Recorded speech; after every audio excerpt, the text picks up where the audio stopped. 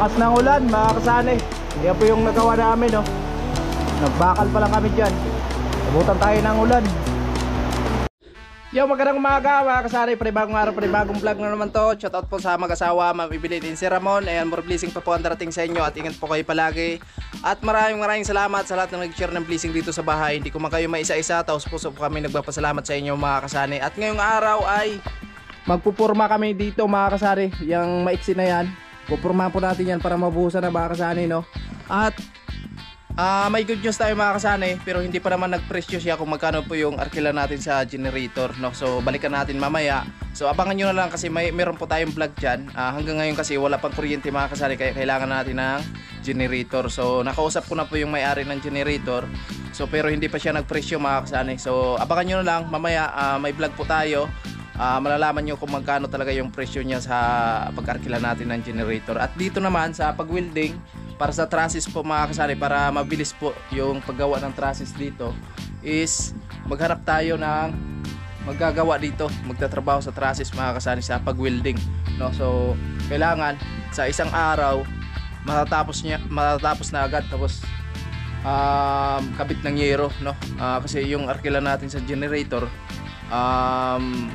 hanggang isang araw lang mga kasani, no? So ayan, abangan nyo lang kasi meron tayong mga vlog dyan. Mamaya kausapin ko po yung mag-welding dito, tapos yung may-ari ng generator, no? So abangan nyo na lang. At ngayong araw ay ito lang muna yung gagawin natin, no? So magpurma tayo dyan, tapos dito sa gistrom meron din tayo dyan para mabuhusan ng mga kasani. At pwede na sana talaga mag-trusses dito, no? Kahit papaano sana nakalatag na sana yung trusses natin kung mayroong kuryente dito sa amin. So tuloy-tuloy sana yung trabaho mga kasani. At yan, tatanggalin pala namin to. At nandito na si Jeremy, nagsimula na mga kasani. Magang maaga nandito na, kasi kailangan na siyang magpalipad ng ating drone mamaya. So yung operator natin sa drone, ayan na, yung stand ng drone namin tinanggal na mga kasani. Ayan, shout out daw kay Jeremy. Nakikita yung kinikilis sa pagpapalipad. Pambira yung drone namin. Grabe yung drone namin. Ayan, tamang-tama yan. Stand talaga yan, no? Tama yung gagamitin namin pagpalipad. Para kitang-kita yung view. Ayan. Mamaya, abangan nyo mga kasari kasi papalipad kami ng drone. Ang problema lang kasi hindi nalulubat yung drone namin, tapos hindi na kailangan mag-charge. Ang problema, nangangalay naman yung magpapalipad. Ngalay na yung palatan. Hindi paglubat. Ay mga kasani, pauli ko lang to kasi maglagay tayo ng patungan dyan mga kasani. At ngayon ay tatanggalin po namin to. Yan, tatanggalin na natin to kasi tapos na tayo dito sa concrete gutter. So kagaya ng anong sinabi ko sa inyo mga kasani, kaya may asintada tayo dito sa harap dahil hindi kita po yung yero natin dyan, no? Kung in case na magbubong na tayo, so hindi nakita siya dito sa labas. Kumbaga kung tingnan mo dito sa harapan, parang slab lang din siya mga kasani, no? So ayan, tuloy kami sa aming trabaho ngayon mga kasani. At enjoy lang tayo sa araw na to, sa ating ginagawa sa araw-araw. At ingat lang tayo palagi, lalong-lalo sa mga maraming viewers, sponsor, sa mga FW na laging nakaabang sa mga vlog namin. So ingat lang tayo mga kasani, no? At let's go kami sa aming gagawin. At tinanggalan ni Jeremy yung tubular. Ito po yung gagamitin natin dito, no? Yan, again, so maraming salamat talaga sa mag-asawa Ma'am Evelyn and si Ramon. At nakabili na po yung mga materials natin para dito sa bubong namin sa bahay. Thank you Lord. At lapit-lapit na tayo magsimula dito sa bubong mga kasani, kaya abangan nyo na lang mamaya yung vlog natin. Meron tayong kausapin dito para sa pag-welding, tapos sa generator, no? Yun, ay plastering na po yan mga kasani. Alright,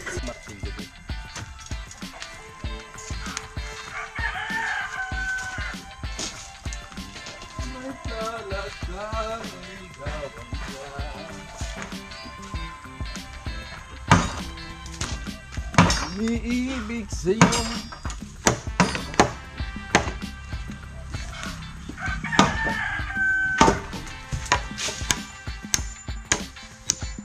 Mulis na tayo.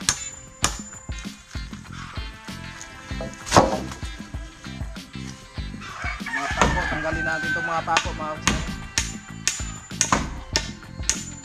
Malaki yung tipid pa rin ito. Magagamit ito mga kasari. Hanggang hindi pa pinakalawang.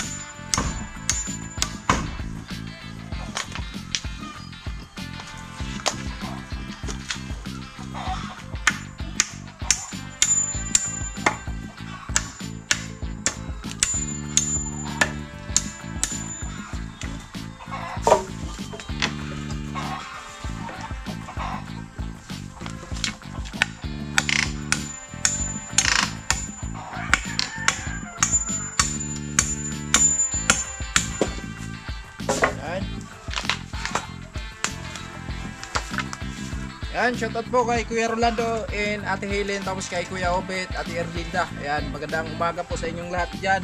At ingat po kayo palagi. Yan. Ang araw tuloy na naman sa gawa.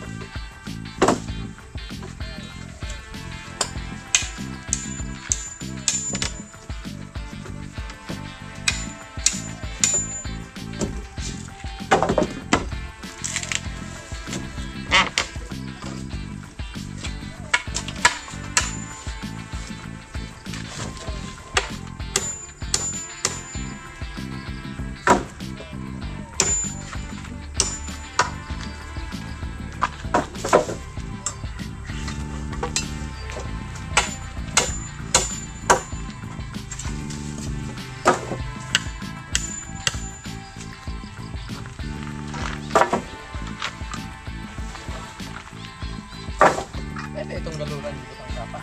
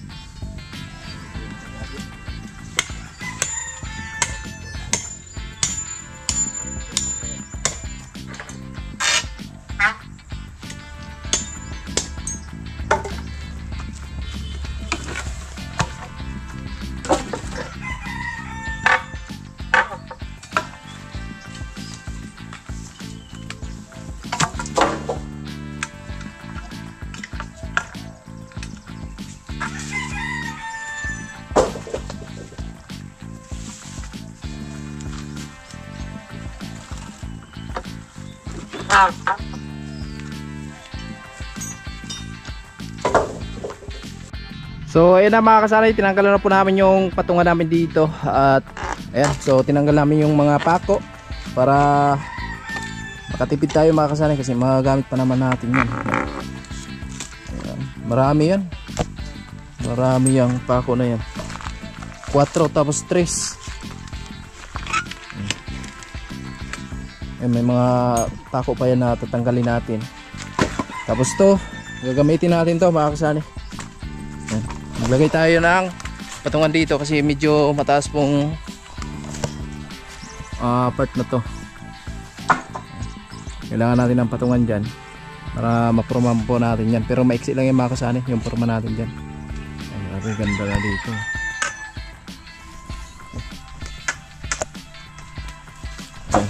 So itong bintana na to mga kasanay, tatakpan po natin yan, no? Tatakpan po natin yan, tapos ilipat natin yung sliding window dun sa kabila yung ginawa natin. So paplanuhan pa natin ng maigi to kung anong maganda ditong plano para sa CR, no? Kasi gusto kong yung lababo po namin dito is naka-eskwala siya mga kasanay. Kaya siguro pwede natin ilipat dito sa dito yung CR, tanggalin yung yun, takpan na lang yan kung sakali. Ayan. Pwede kasi mas maganda kasi na naka-eskwala yung tawag nito, yung natin lababo mga kasani. So tingnan pa rin natin sa final, no, kung ano yung maganda. Nahirapan sa tanggal di 4 tapos 5 pasiguro talaga. Yan mga tubular, ito na po. Itong kuwayan ay hiningi yan ni Jeremy, dating bakod natin yan dito. So, hiningi ni Jeremy kasi ikakabit niya daw doon sa treehouse. Oh, isasahid niya.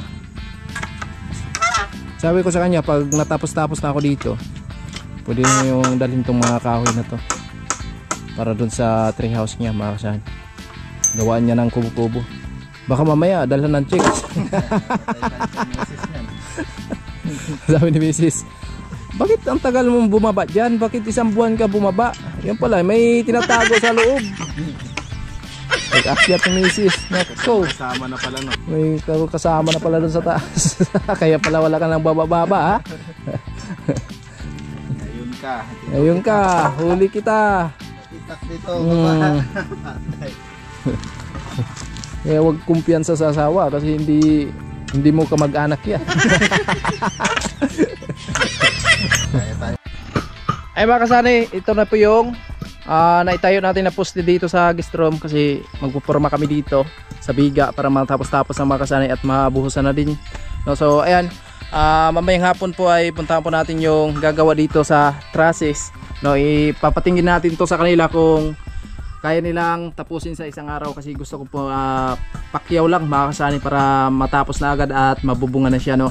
At abangan nyo na lang, mamayang hapon ay puntahan po natin kasi ngayon po ay may lakad sila at mamayang hapon ang uwi nila. So tingnan natin, no? So ayan, siyempre malalaman natin mga kasanay kung magkano yung pakyaw nila dito, no? Okay, so simula kami dito sa pagporma. Ayan, pormahan natin to, saglit lang to mga kasanay at buhusan na natin, no? So dito sa harap tinigilan lang muna natin dahil maglagay din ako ng patungan dito. So itong mga poste na to mga kasanay na ginawa natin patungan, so ilipat din natin yan sa loob kasi yung magagawa dito sa trusses kailangan may patungan din sila dyan. So lagyan natin ng patungan, no? Kaya tapos-tapusin na namin ni Jeremy dito sa mga gawain namin dito sa biga para yung mga patungan ay doon na natin ilagay sa loob. So dito plastering lang po yan mga kasanay, plastering na lang po, plastering na natin yung ano yan, asintada natin. So ito yung mga trusses. Yan, syempre gawin pa rin natin ang patungan yan dito, wala pa tayong patungan. Yan, gagamitin pa natin yan. So yung iba ilagay na natin dito. So yan, again, so maraming salamat talaga kay Ma'am Evelyn Mincy Ramon Yan, more blessing pa po ang darating sa inyo at ingat po kayo palagi.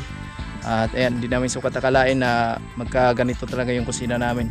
Sobrang napakaganda talaga at higit sa lahat, meron pa tayong guest room dito, no? So ayan, pag may mga bisita tayo, ayan, welcome na welcome po dito mga kasani.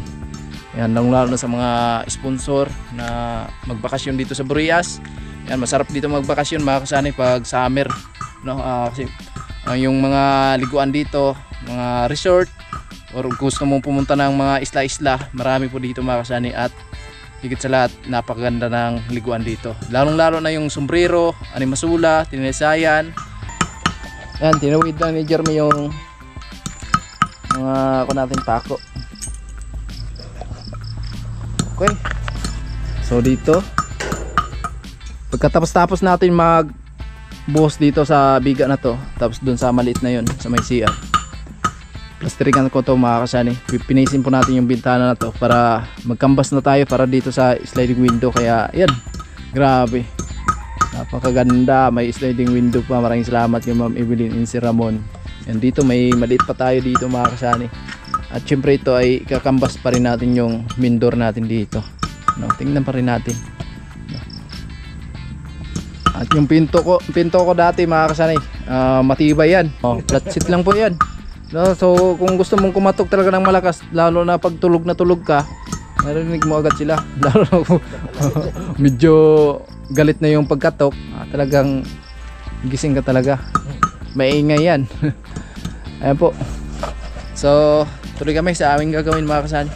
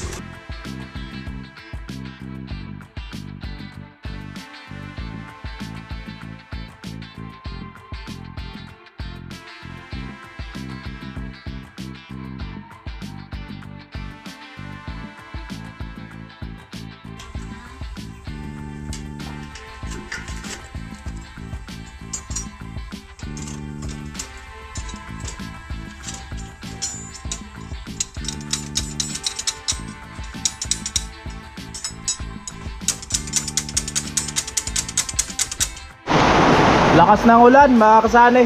Yan po yung nagawa namin, no. Nagbakal pa lang kami dyan. Abutan tayo ng ulan. Yan, napakalakas ng ulan.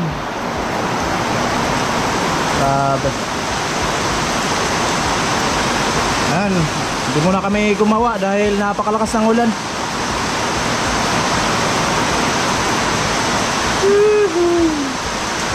Tila na ulan.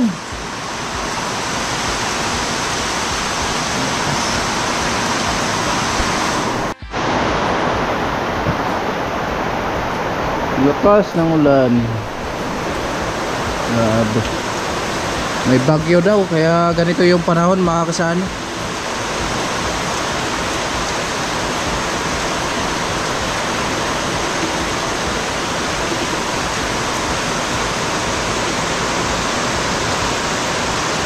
Magandang gabi, mga kasani. Ngayong gabi na to ay di tayo makapag-upload dahil napakalakas ng ulan, mga kasani. At ayan, maraming salamat sa mag-asawa, Ma'am Evelyn and si Ramon. Napakaliwanag na dito sa loob ng bahay. At isang ilaw lang muna yung nabili natin, mga kasani. Tsaka na tayo bibili ng dalawa para dun sa kusina pag may bubong na po doon. At ayun na po yung ilaw natin. So hindi ko lang muna nilagay dito sa taas, mga kasani, kasi gusto ko na bago natin ikakabit dito yung naka-arrange talaga yung mga wire na hindi pakalat-kalat, mga kasani, no? At ayan, so habang hindi pa kami inaantok at ito yung ginagawa ni Inday, nanonood siya, mga kasani. O ano yung pinapanood mo, Day? Magpakailanman. Yan. Magpakailanman, ikaw lang. Kasi hindi pa siya inaantok, ganyan po yung ginagawa niya, mga kasani, nanonood. So ako natutulog na, si Inday nagaganyan pa. Kasi hindi siya inaantok. Wala man ibang ano, mga sanik yan. Download tayo. Tapos kapunta na siglaran, makapag-download. Pag hindi, wala. Wala kasing signal dito sa amin, kaya download na lang siya. Medyo, mga kasani. At yung baby namin, tulog na din. Tulog na si baby. Ang lakas ng ulan, mga kasani. Si Sunny, aalis sana kasi mag-upload. Hindi makaano kasi nga sobrang lakas ng ulan. Tsaka yung wifi pala pag malakas yung ulan, mahina rin. Kaya yung live na kanina naputol. Ayan, pasensya na po sa lahat. Hindi ka napagpaalam sa live kanina? Oh, hindi ako nakapaalam po dahil nawala ng signal. Nawala yung signal ng wifi. Kaya pala. Ganun daw talaga kapag umuulan. Ano po? Sa loob ng bahay. Tulog na yung baby namin. Tulog na.